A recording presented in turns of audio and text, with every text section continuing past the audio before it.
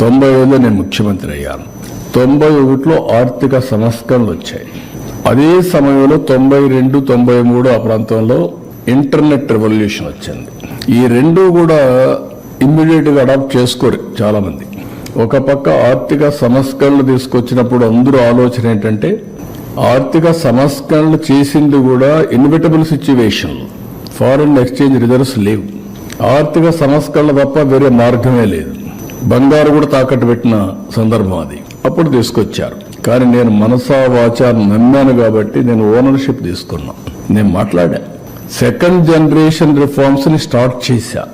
అందుకే మీరు చూస్తే ఈరోజు ఇన్ఫ్రాస్ట్రక్చర్ ఆల్ రిఫార్మ్స్ నేను నేరుగా చేశాను, లేకపోతే ఆనాటి ప్రభుత్వం ద్వారా చేపించాను.